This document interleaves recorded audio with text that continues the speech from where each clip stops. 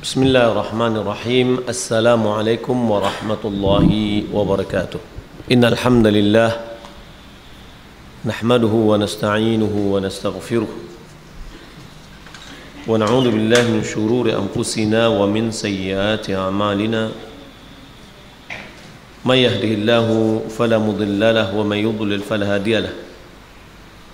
Wa asyhadu an la ilaha illallah wahdahu la syarika lahu wa asyhadu anna Muhammadan abduhu wa rasuluh. Allahumma salli wa sallim ala nabiyyina Muhammad wa ala alihi wa sahbihi ajma'in. Amma ba'd. Kita lanjutkan kajian kita tentang kitab apa? Adabul Mufrad. Siapa pengarangnya? Siapa yang tahu nama Imam Bukhari? Man? Muhammad bin Ismail.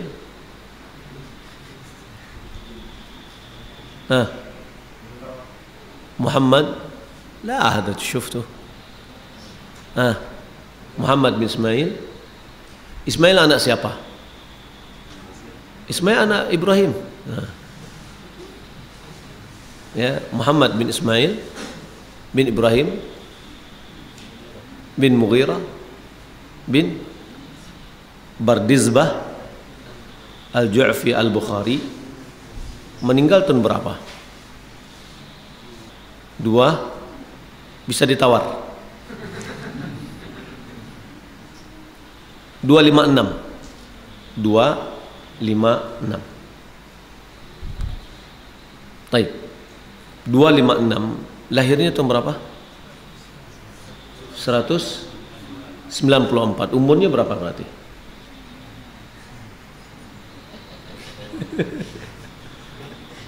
Hah?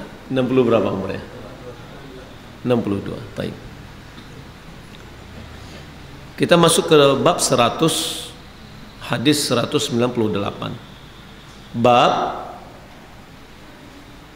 idza kariha ay ya'kula ma'a 'abdihi. Imam Bukhari rahimahullah ta'ala qal babu idza kariha ay ya'kula ma'a 'abdihi.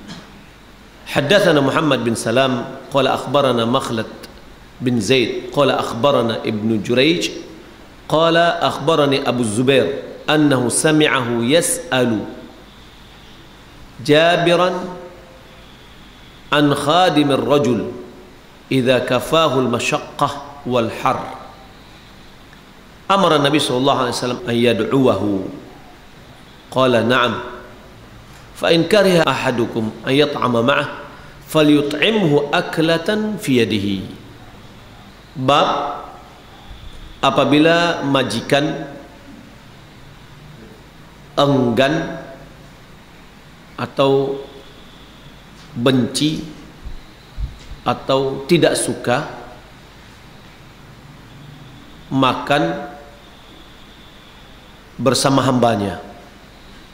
Ini hamba ya.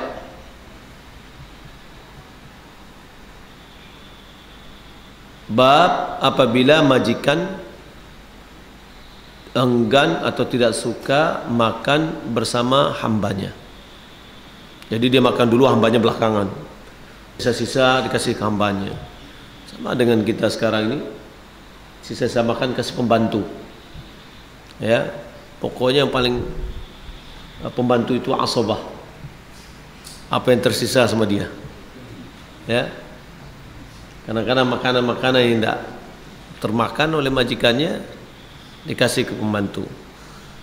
Ya, di mana majikan dengan firman Allah Subhanahu wa taala, "Lan tanalul birra hatta tunfiqu mimma tuhibbun." Taib dengan sanad Imam Bukhari rahimahullah taala kepada Jurayj, bahwasanya Jurayj mengatakan telah memberitahukan kepadaku Abu Zubair, bahwasanya dia mendengarnya bertanya kepada Jabir. Jadi Abu Zubair bertanya kepada Jabir. Tentang apa pertanyaannya? Tentang pembantu seseorang, maksudnya budak. Kalau dulu khadim itu, pembantu dahulu itu adalah budak. Ya. idza kafahul masyaqqata wal har, jika budak ini telah mencukupkannya, artinya dia yang bekerja di dalam kesulitan dan panas. Maksudnya di sini bahwa pembantu atau budak inilah yang bekerja untuk majikannya untuk membuat roti, masakan roti. Dia yang membuat adonannya, dia yang bertanggang untuk angek di muka tungkunya, ya. Lalu dialah yang mungkin membakar dagingnya kalau untuk makan, dialah yang masak masakan, dan seterusnya. Dia yang mencampurkan makanannya dengan tawabil, dengan bumbu, sehingga daging tadi ya enggak hangus belah. Dialah yang memperhatikan. Majikannya ya tunggu sanang saya, pokoknya siap. Taib. Maka kalau seandainya pembantu itu telah melakukan perbuatan yang majikannya nggak buat lagi, makanan budaknya membuat panas, budaknya merasakan panas. Amar Nabi sallallahu alaihi wasallam ayyadu'ahu, apakah Nabi menyuruh majikan ini mendoakan budaknya? Qala na'am, kata Jabir, iya.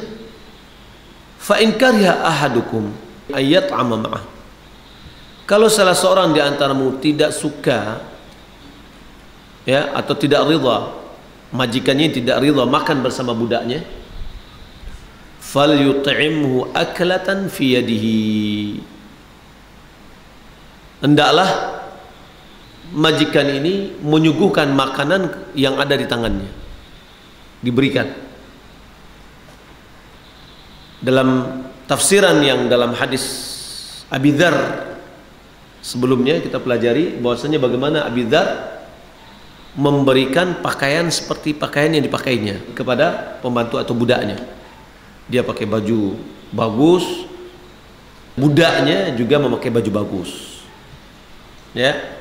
Nah begitu juga kalau dalam makanan diberikan makanan, apa yang dimakannya itu yang dimakan oleh budaknya. Taib. Di sini anjuran bahwa budak memiliki hak di dalam makanan yang dimiliki oleh sayyidnya, oleh tuannya, yang mana tuannya telah memberikan dana untuk membeli makanan itu, sementara itu haknya, itu hak tuan, ya, hak tuan, karena tuan telah memberikan dana untuk makanan. Sementara budak punya hak juga. Kenapa? Karena budak telah membikinnya, memasaknya, melayani majikannya, ya. Dialah yang menghadapi kesusahan untuk masaknya. Kalau seandainya barang itu datang nggak dimasak, bagaimana majikannya akan makan? Maka karena kecapean, kelelahan yang dilakukannya, nah, itulah dia punya hak diberikan makanan juga dengan makanan yang dimasaknya. Ibnu Mas'ud dia mengatakan marfu'an, diriwayatkan dari Nabi sallallahu alaihi wasallam, "Idza ja'a ahadakum khadimuhu falyabda' bih." Apabila pembantunya mendatangi salah seorang di antaramu, maka mulailah dengan pembantu itu. Ya. Falyut'imhu, hendaklah diberikan makanan yang dibawanya tadi diagian kepada pembantunya, ya. Wal yujlisu ma'ahu, dan hendaklah majikan ini ajak pembantu atau budaknya tadi, ya, untuk duduk. Ini perlu diingat bagi kita, kalau pembantu itu orientasinya perempuan, karena pembantu biasanya adalah perempuan, tapi di sini adalah pembantu laki-laki. Pembantu laki-laki dengan majikan laki-laki, pembantu perempuan dengan majikan perempuan. Baik. Kenapa diajak duduk? Fa innahu waliyaharrahu wa dukhana. Karena budak tadi yang memasak, ya, Dialah telah merasakan panasnya tungku, ya, asap yang mengupal ketika dia memasak. Dia sudah rasakan. Maka hendaklah majikannya menghargai usaha dari budaknya. Dan di sini juga yang senada dengan itu, senada makna, semakna dengan tabakh, semakna dengan tukang masak, ya, adalah orang yang membawa makanan dan orang yang piket menjaga maidah, menjaga meja makanan, ya, pelayan. Baik, karena kecapean mereka di dalam menghidangkan makanan, membawa makanan, keinginan mereka pun tergantung dengan makanan tadi. Ya, ketika bawa, bau harumnya mendeh, harumnya gitu. Ketika dihidangkan, dia terasa bagaimana ketergantungan anunya. Maka hendaklah di sini mereka juga diberikan hak dari makanan yang dihidangkan. Ya, malahan bal kullu man yu'ani dzalika min khidmatir mar'i.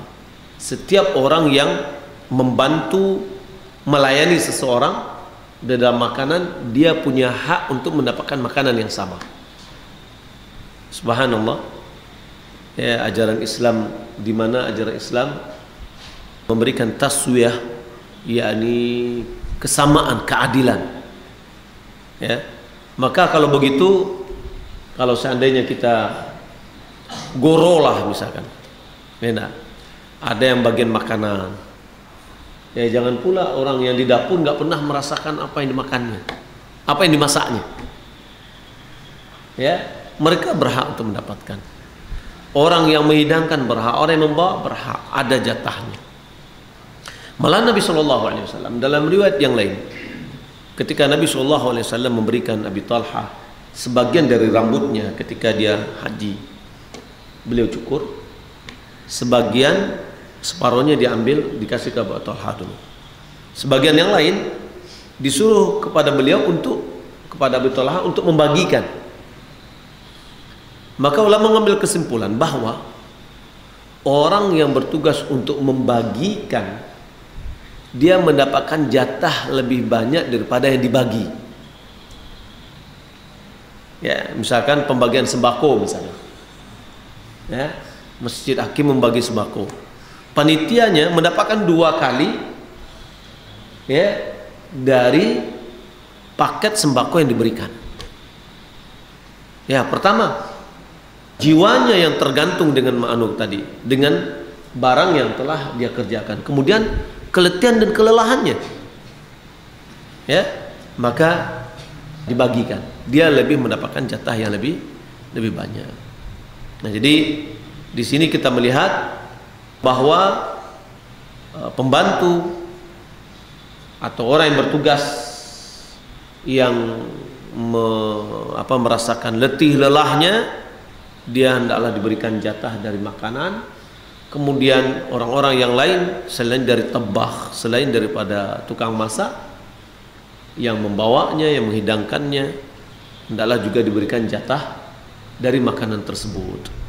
Malahan dalam hadis Nabi kita Muhammad SAW, ketika seseorang melihat buah-buahan, ya, di pohonnya segar, ya,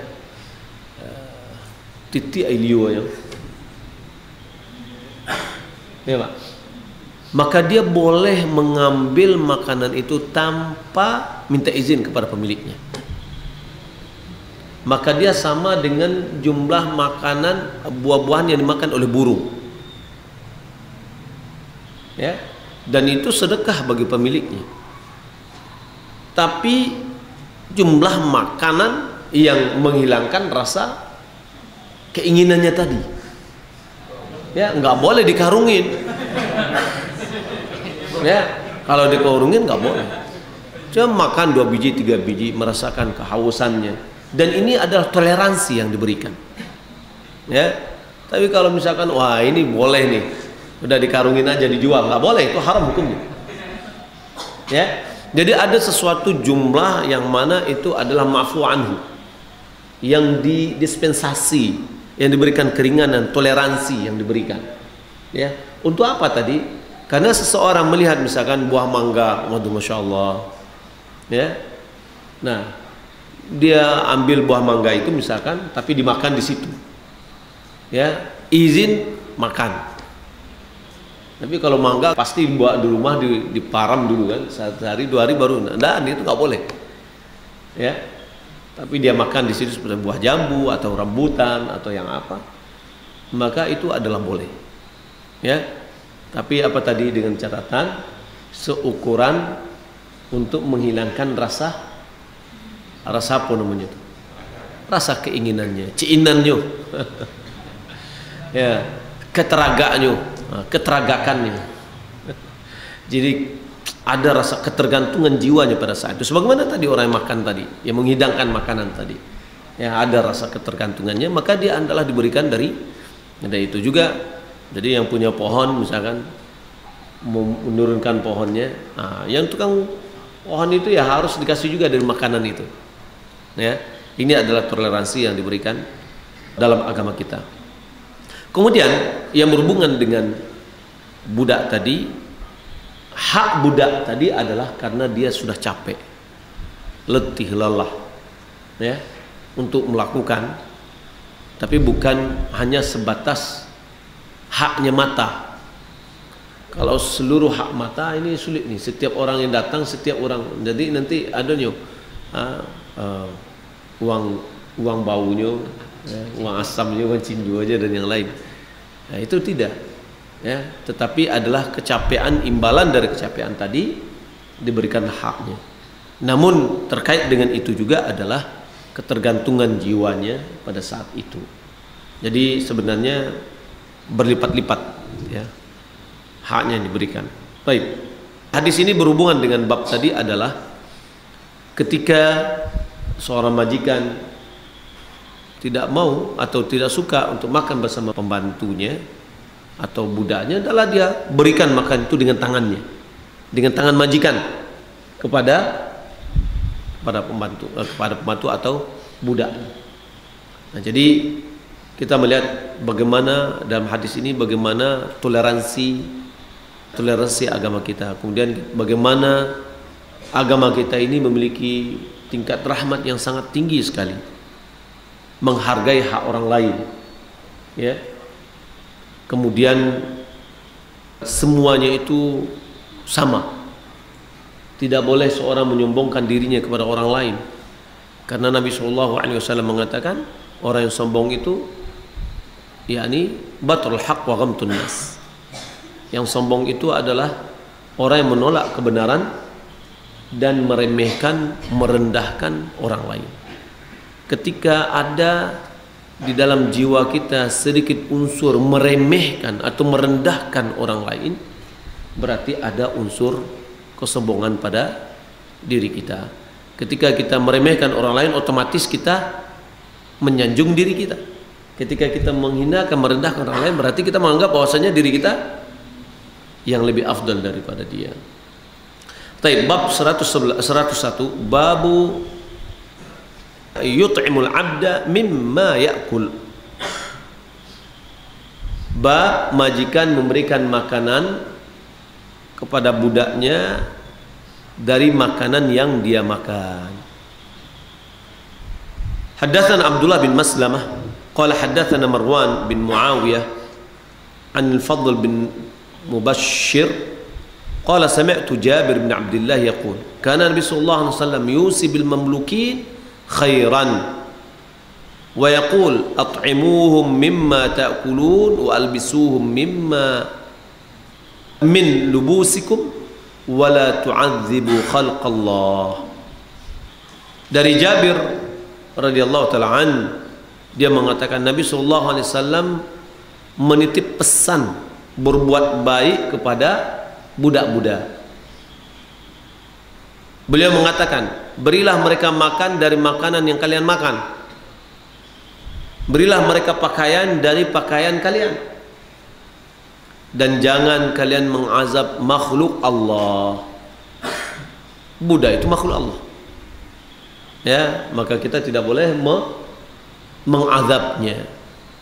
Maka ini sekali lagi kita tekankan bahwa ajaran yang paling mulia yang betul-betul bisa menghargai hak manusia yang dimakan dengan sekarang ini adalah hak azazi manusia, hanya satu-satunya agama Islam.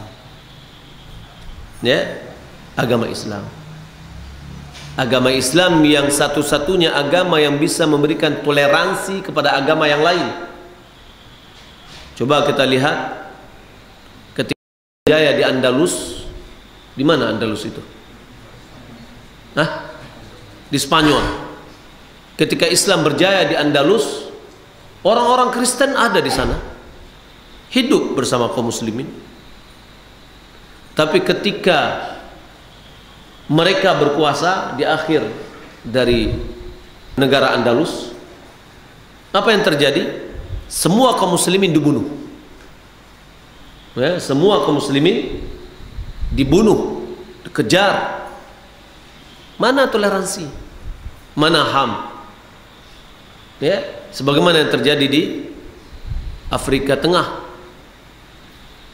Bagaimana masjid dihancurkan, umat Islam disate, diambil dagingnya sedikit demi sedikit, ya, kepalanya dipecahkan dengan batu bersama-sama, diseret dan bermacam-macam.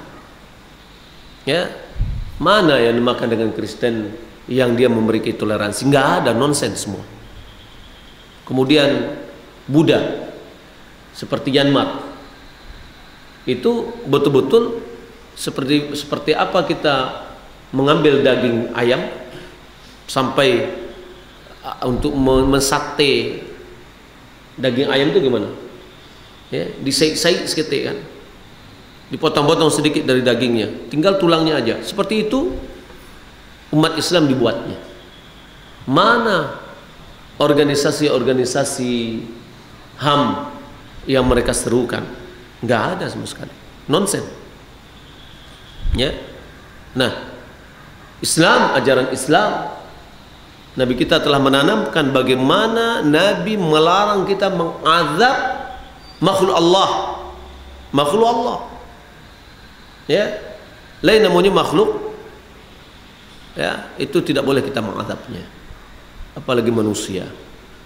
Maka Islam ketika kita pelajari dengan benar sesuai dengan Al-Quran dan Sunnah, ya, maka Islam yang sesuai dengan Al-Quran dan Sunnah, sesuai dengan diajarkan Nabi, yang mana itu adalah rahmatan lil alamin, itulah yang betul-betul menjaga HAM. Ya, di dalam umat Islam sendiri mereka berpecah, maka yang paling memberikan kasih sayang kepada manusia adalah Ahlus Sunnah. Ahlus Sunnah, bukan Syiah. Ya, bukan Syiah.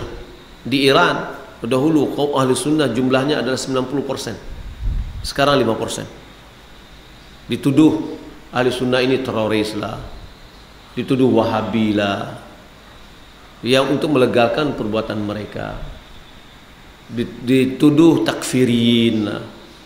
Ya, maka perlu didudukkan dulu setiap istilah-istilah itu apa sebenarnya.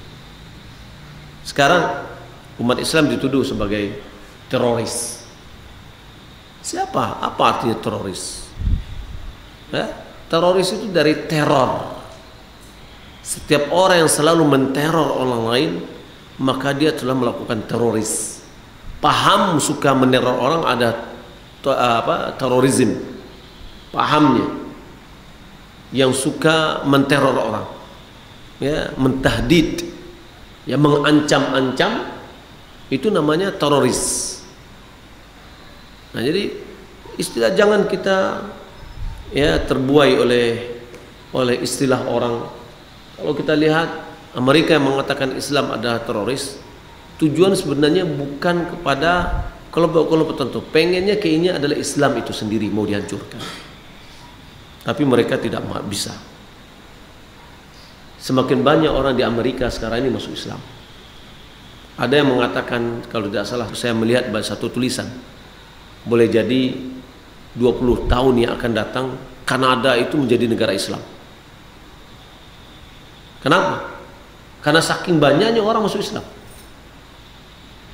Karena Islam yang benar, yang sesuai dengan Al-Quran, yang dikatakan oleh orang ketika kita mengikuti Al-Quran dan Sunnah itu adalah Wahabi, itu adalah salah. Nah, jadi kalau kita lihat, baliklah kita melihat sejarah bagaimana perbudakan pada zaman abad pertengahan bagi orang-orang Eropa, namanya adalah zaman yang gelap gulita. Ya, perbudakan betul-betul dibudak. Apa yang terjadi dengan nenek moyang kita dahulu di waktu penjajahan? Ya, itulah perbudakan yang ada. Dan Islam tidak pernah melakukan hal yang demikian. Maka kita lihat bagaimana orang Belanda memperlakukan nenek-nenek kita dahulu, bagaimana orang Jepang memperlakukan. Islam tidak pernah melakukan demikian. Maka siapapun, agama apapun, ketika dia hidup berdampingan dengan seorang muslim dan dia tidak mengganggu, maka dia tidak akan diganggu. Sama dengan seperti ya, labah, tawon, madu, ya, lebah itu dia boleh jadi dia akan hinggap dalam satu pohon, ranting pohon itu akan jadi kokoh. Kemudian dia tidak akan mengganggu orang, kecuali kalau seandainya dia diganggu. Ada seorang mau lempar itu, ya udah, dia habis nanti. Ya, nah, ketika seorang muslim tidak diganggu, dia tidak apa-apa. Ya, tapi kalau dia diganggu, itu hak manusia. Siapapun ketika diganggu, dia pasti akan melakukan perlawanan. Kalau kita lihat, ya, kucing aja coba diganggu, ya, anjing coba diganggu, dia akan melakukan perlawanan. Lalat ketika dia masuk ke dalam air, ya, yang pertama yang dimasukkannya dulu adalah racunnya. Kata Nabi SAW, di salah satu di antara janah sayapnya itu ada racun. Yang satu lagi adalah penawarnya. Maka kalau seandainya lalat masuk dalam minuman kita, jangan dibuang langsung, tapi hendaklah dibenamkan untuk menawar dari racun yang sudah dimasukkan. Kenapa? Karena pada umumnya binatang, ketika dia sudah dihadapkan oleh sesuatu yang membahayakan dirinya, dia akan memprotek dirinya dengan, ya, mengeluarkan racunnya. Nah, sehingga lalat itu akan masukkan dulu racunnya. Nah, begitu semuanya. Berarti dari ini kita melihat apapun, siapapun juga, ketika dia diganggu, ya, maka boleh jadi dia akan melawan. Tapi kalau tidak diganggu, damai-damai aja, semuanya akan baik.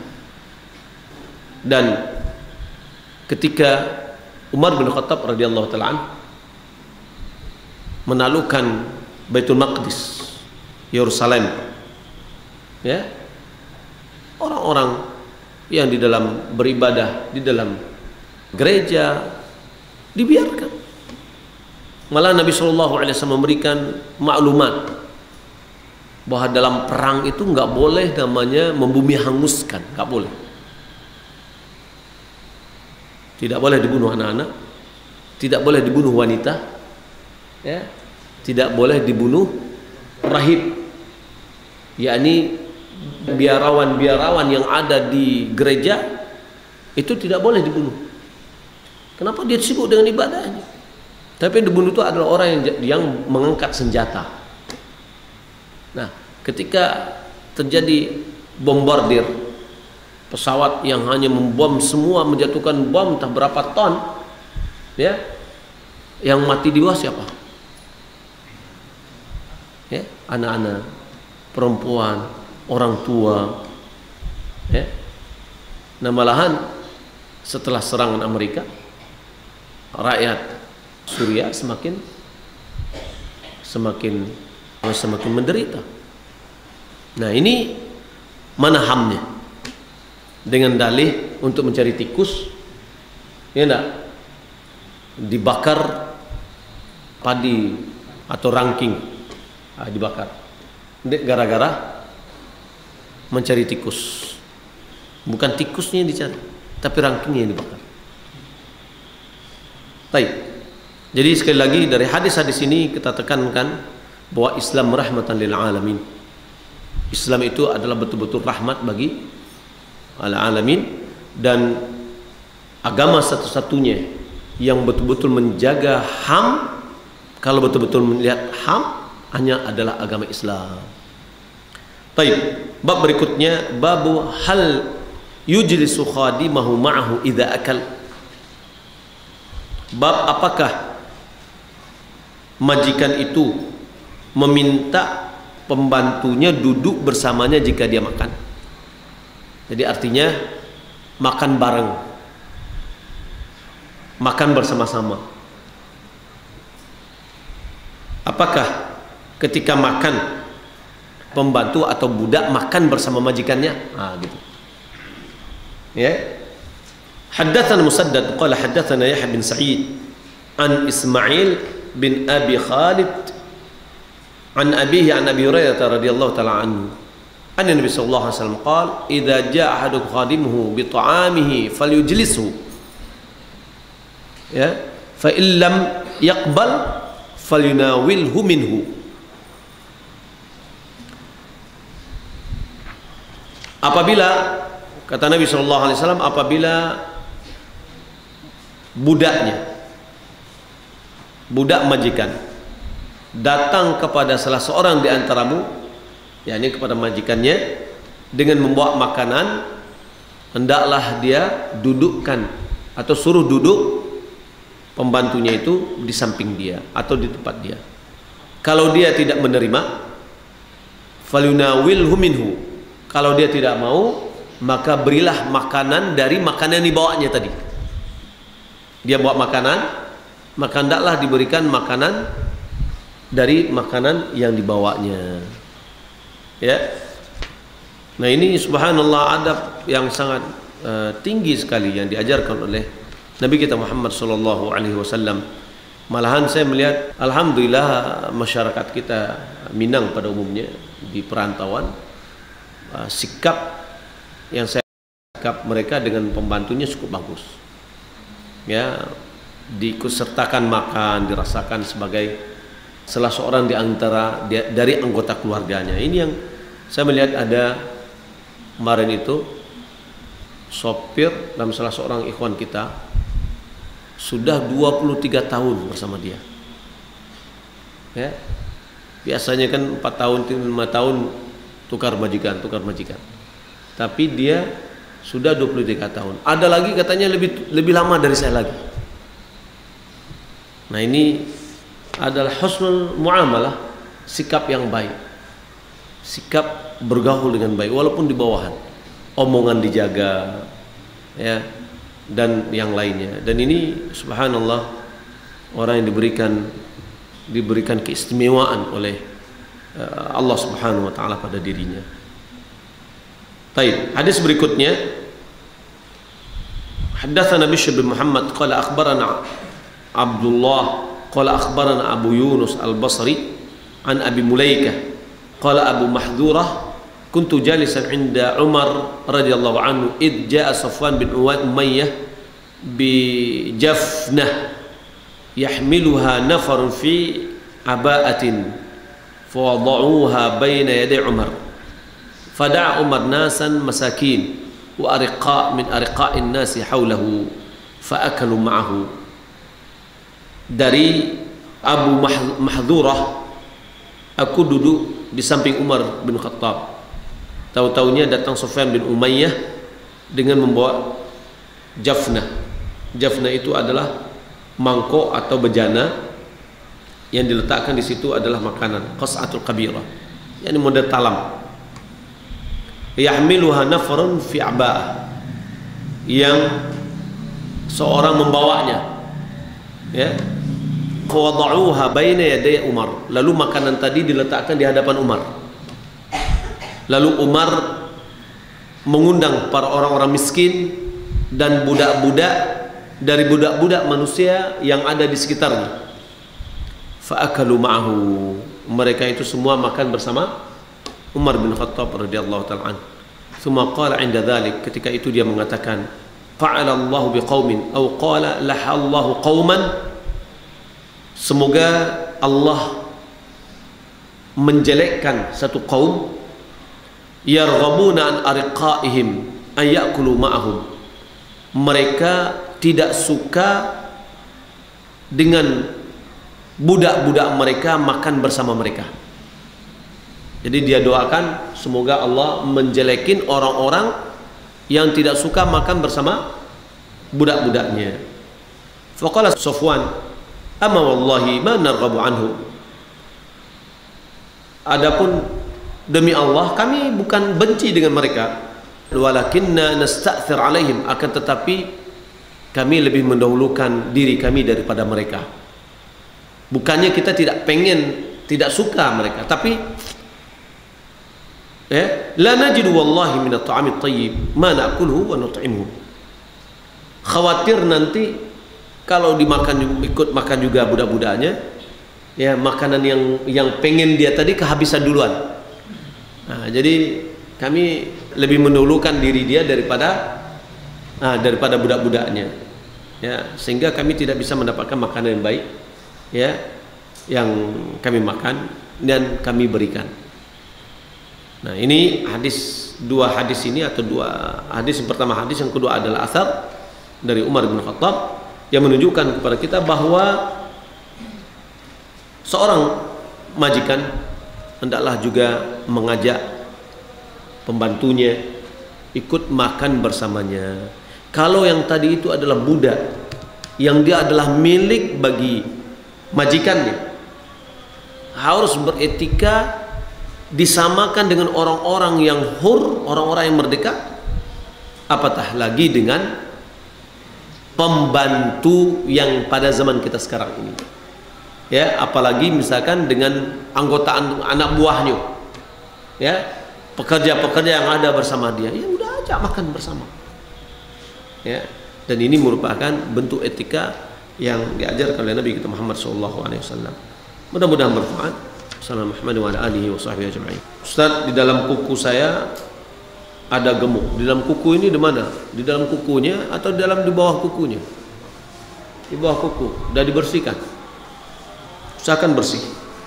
Kalau sudah dibersihkan tidak juga dia hilang, fattaqullaha mastata'tum. Berusaha semampunya kita. Ya, ada dipotong. Ya. Dikhawatirkan nanti dia tidak masuk, ya, air wudhu ke dalamnya. Kalau tidak masuk air wudhu ke dalamnya, menjadikan wudhu yang tidak sah. Apakah ucapan wallahu a'lam cuma pada perkara agama? Enggak. Pada hal-hal yang tidak kita ketahui. Ya, wallahu a'lam, Allah yang lebih mengetahui. Allah lebih mengetahui apapun permasalahan. Masalah dunia, masalah agama, Allah lebih mengetahui. Ya, ketika kita tidak bisa menjawab karena kita tidak bertahu, kita kembalikan ilmu itu kepada Allah Subhanahu wa taala. Ya, apalagi dalam permasalahan agama. Kenapa? Karena kita dilarang untuk berbicara masalah agama tanpa ilmu. Karena dosa. Kalau masalah dunia mau ngobrol apapun, ya, tidak bisa agama. Yang agama ini yang berat. Karena itu adalah dosa yang paling besar. Melebihi dari dosa syirik. Karena syirik itu terjadi disebabkan berbicara dalam masalah agama tanpa ilmu. Wallahu a'lam. Wassalamualaikum warahmatullahi wabarakatuh.